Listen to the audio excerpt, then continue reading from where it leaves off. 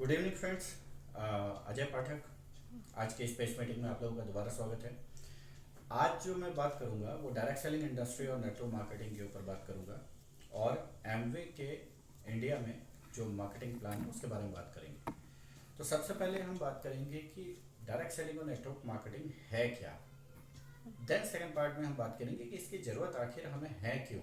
Right.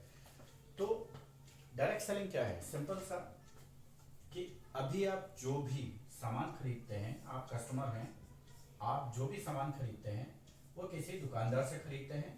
दुकानदार किसी wholesaler या डीलर से खरीदता है, वो किसी C&F एजेंट से, और लास्ट में आता है मैन्युफैक्चरर, यानी कि जिसने उसे सामान बनाया। बीच में आती है एड और मार्केटिंग, जिससे आपको पता चलता है कि ये सामान मार्केट में आया है। उसमें शाहरुख खान आता है, सलमान खान आता है, रवीना टंडन, कैटरीना कैफ, बड़े बड़े फिल्म स्टार्स होते हैं, स्पोर्ट्स पर्सन होते हैं, जो कि आपको बताते हैं कि ये चीज़ मार्केट में आ गई और आप इसे ले लो। ठीक है ना। कोई क्रीम आ गई, आप लगाओगे गोरे हो जाओगे। ठीक है ना। ये ट्रैक्टर चलाओगे तो आपको ज़्यादा उपज मिलेगी। इस तरह के बहुत सारे दावे किए जाते हैं जो कि पूरी तरह से गलत होते हैं। अब इस पूरे सिस्टम में है क्या? इस कस्टमर की जेब से सारा पैसा निकलता है जो शॉपकीपर पे जाता है। शॉपकीपर इसी, ये होलसेलर को भी इसी की जेब से जा रहा है, हर किसी को पैसा इसी की जेब से जा रहा है। राइट। तो इसका मतलब क्या हुआ? सबकी कमाई का जो जरिया है वो कस्टमर है।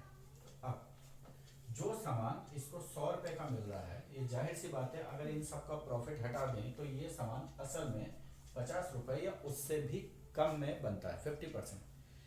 तो उसका मतलब क्या हुआ कि ऑलमोस्ट ये देखा गया है कि 30% पैसा एड और मार्केटिंग में लगता है और 20% पैसा शॉपकीपर, होलसेलर और C&F एजेंट में लगता है।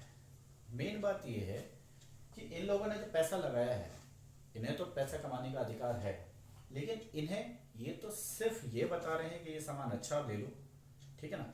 ये सामान बेच नहीं रहे, ये लोग सामान बेच रहे हैं, ये लोग सामान शेयर कर रहे हैं, शेयर करते हैं आपके ड्रीम के साथ। वही बात कि ये क्रीम लगा लो, गोरे हो जाओगे, मिसवर्ड बन जाओगे। राइट। तो डायरेक्ट मार्केटिंग क्या है? डायरेक्ट मार्केटिंग में इस पूरे सिस्टम को बीच में से हटा दिया गया और जो ये 50% पैसा है इसकी कहीं ना कहीं कुछ सेविंग हुई। आप बड़ी बड़ी कंपनीज देख सकते हैं, आप ऑनलाइन मार्केटिंग में बहुत सारी कंपनीज हैं जो सामान बेचती हैं, जो डायरेक्ट सामान लेती हैं कंपनी से और डायरेक्ट कस्टमर तक सीधे पहुंचाती हैं। तो उन्होंने क्या करा, वो सीधे कस्टमर को सामान देने लगी। ठीक है ना। मैन्युफैक्चरर सीधे कस्टमर को सामान दे रहा है और एड और मार्केटिंग लेकिन अभी भी बीच में है। इसका मतलब क्या हुआ कि जो फॉर एग्जांपल आप एक मोबाइल फ़ोन लेते हैं तो मोबाइल फ़ोन को आप पहले मार्केट में भी चेक करते हैं, उसके बाद ऑनलाइन भी चेक करते हैं, और ज़्यादातर केस में आपको ऑनलाइन सस्ता मिलेगा। मार्केट में अगर 10,000 का तो ऑनलाइन आपको 8,000 में मिल जाएगा। रीज़न, बीच के जो चैनल था वो हट गया, ख़त्म हो गया, लेकिन अभी भी एड और मार्केटिंग चल रहा है। ठीक है ना। और दूसरी सबसे बड़ी बात यह है कि आपको सामान तो मिल रहा है, लेकिन पहली बात उसमें क्वालिटी अभी भी अच्छी नहीं है। ठीक है ना। अभी भी आपको रिटर्न पॉलिसी नहीं है, खास तौर पे तब जब अगर आप उसको यूज कर लें। ठीक है ना। और इनकम आप अभी भी उसमें कुछ नहीं कमा रहे हैं। तो अब हम बात करते हैं कि डायरेक्ट सेलिंग में एमवे क्या आपको दे सकती है। तो यहीं पर एमवे का रोल आता है। वो कहते हैं कि ठीक है, जो सामान आप मार्केट से खरीद रहे थे तो वो आप डायरेक्ट एमवे से लेना आप स्टार्ट करो। पहली बात, आपको लगभग 20% तक का आपको डिस्काउंट मिलेगा। ठीक है ना। एंड जो 30% एड और मार्केटिंग में जा रहा था, अगर आप एमवे के साथ मिलकर काम करेंगे, उसके साथ बिजनेस डील करते हैं, तो आपको ये 30% भी मिलेगा। ठीक। हाँ। अब यहाँ आती है बात कैसे। आपने क्या करा कि डायरेक्ट एमवे से सामान लेना आपने स्टार्ट कर दिया। ठीक है ना। ये 4 सिस्टम है। आपने एमवे से डिस्ट्रीब्यूटरशिप ली। ठीक है ना। यहाँ पर एमवे है, आप हैं, यहाँ पर एक टीम है और डिस्ट्रीब्यूटर्स की एक टीम है जहाँ से आपने डिस्ट्रीब्यूटरशिप ली, और यहाँ पर एक सिस्टम है ब्रिक वर्ल्ड वाइड सिस्टम, जो आपको बिजनेस करना भी सिखाएगा कि किस तरीके से ये काम आपको करना है। राइट। अब जो हम बात कर रहे थे 30% की, ये 30% दो पार्ट में डिवाइडेड है, 21% और 9%। 21% कई पार्ट में डिवाइडेड है, 18%, 15%, 12%, 9, 6 एंड 3। 3% पे लगभग 20,000 का टर्नओवर है, 6% पे लगभग 60,000 का, 9% पे 1,20,000 का, 2,40,000 का, देन 15% पे 4 लाख का, 7 लाख का। अभी हम ये बिजनेस वॉल्यूम की बात करें कि अगर आपका इतना बिजनेस हो जाता है तो आपने क्या करा, जब आपने काम स्टार्ट करा एमवे के साथ, आपने बिजनेस स्टार्ट करा, तो आपने ब्रेट वर्ल्ड वाइड से सीखा, आपको टीम से हेल्प मिली, आपने कुछ सामान अपने घर में लिया और कुछ सामान आपने बेचा। मान लेते हैं कि 20,000 का आपने सामान यूज़ करा और बेचा। अब जो ये 20,000 का सामान है, ठीक है, इसमें सिर्फ बेचना नहीं है, आपके घर का सामान पहले भी यूज़ हो रहा था। आप मान लेते हैं कि मार्केट का कोई टूथपेस्ट यूज़ कर रहे थे, या मान लेते हैं कि ये पेन है, ये पेन मेरे लिए खर्चा है, लेकिन जो वो पूरा सिस्टम था जिसमें होलसेलर था, डिस्ट्रीब्यूटर था, C&F एजेंट था, या शॉपकीपर था, एड और मार्केटिंग थी, उन सब के लिए ये कमाई का जरिया है, यानी कि बिजनेस था। खर्चा आपका था कस्टमर का, बाकी सबके लिए बिजनेस था। ठीक वही चीज़ यहाँ पर है, आपने उसी खर्चे को अपना बिजनेस बना लिया और मान लेते हैं कि 20,000 का कुछ आपने सामान लिया, कुछ सामान आपने शेयर कर दिया, तो यहाँ लगभग 20% तक का, अप टू 20% तक का आपको डिस्काउंट मिल जाता है। और इसके बाद अब आपने क्या करना है, ये तो था डायरेक्ट सेलिंग का पार्ट। इसके बाद बात होती है नेटवर्क मार्केटिंग की, ठीक है ना, नेटवर्क मार्केटिंग। अब देखिए, पूरी दुनिया में दुनिया भर के जो बिजनेसेस हैं वो नेटवर्क बढ़ाते हैं। अगर हम कारों में सबसे बड़ी कंपनी की बात करें तो मारुति कार है, क्योंकि उसका नेटवर्क सबसे बड़ा है, ठीक है ना। आपके मोबाइल फ़ोन में किसी ना किसी मोबाइल कंपनी का नेटवर्क होगा, ठीक है ना, किसी सेलुलर जो डेटा प्रोवाइड कर रहा है नेटवर्क। तो नेटवर्क नेटवर्क एक बहुत पावरफुल वर्ड है। दुनिया भर के लोग जो बड़े बिजनेसमैन हैं वो एक नेटवर्क क्रिएट करते हैं। तो नेटवर्क में पावर है क्योंकि एक ऑर्गेनाइजेशन क्रिएट करती है। तो एमवे आपको हेल्प करता है कि आप डायरेक्ट सेलिंग के साथ नेटवर्क बना सकते हैं। तो अभी आपने जिस तरीके से आपने डिस्ट्रीब्यूटरशिप एमवे से ली, वैसे ही कुछ लोगों से, कई लोगों से आपने बात करी और कुछ लोगों को आपने सेलेक्ट करा अपने नेटवर्क के लिए। ध्यान रखिए, कुछ लोगों को आपको सेलेक्ट करना है। जब वो आपकी हिसाब से आपको लगता है कि वो आपकी टीम में का एक पार्ट बन सकते हैं, तो आपने उन लोगों को सेलेक्ट करा, उन लोगों को डिस्ट्रीब्यूटरशिप दी, और उन लोगों ने भी कुछ अपना रिटेल करा, कुछ अपना पर्सनल यूज़ करा। मान लेते हैं ऐसे 10 लोग हैं और ये 20-20 हज़ार का बिजनेस करते हैं, तो ये 2 लाख का टर्नओवर हो गया। अभी 2 लाख का टर्नओवर 10 लोग के अपने अपने पर्सनल यूज़ या कुछ रिटेल की वजह से हुआ था।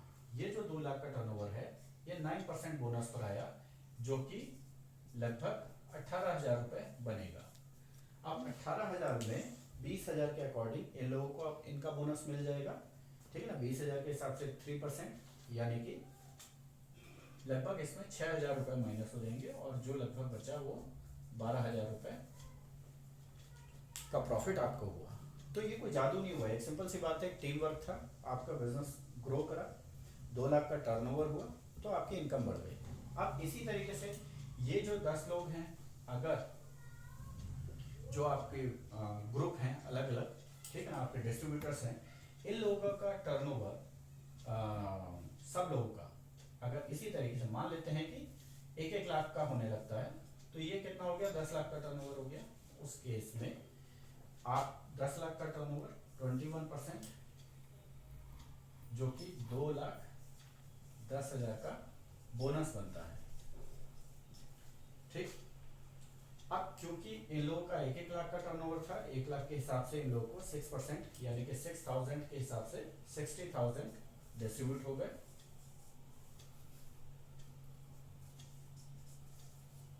और जो आपका प्रॉफिट हुआ वो 1.5 लाख हुआ। यहाँ पर कोई जादू नहीं हुआ, एक सिंपल सा है, आप एक सिंपल प्रोसेस को समझिए कि आपकी एक बहुत बड़ी दुकान है, उस दुकान में 10 लाख का टर्नओवर हुआ, आपका प्रॉफिट उसमें 2,10,000 हुआ। आपके 10 एम्प्लॉय काम कर रहे थे, उन लोगों को आपने सैलरी दी, और जो सैलरी जो प्रॉफिट में से सैलरी देने के बाद आपको प्रॉफिट बचा वो आपका हुआ। तो वो प्रॉफिट कितना हुआ, 1.5 लाख। अब इसके आगे की बात करें तो एमवे यहाँ पर ये 21% था, 9% है रॉयल्टी इनकम, रेसिडुअल इनकम।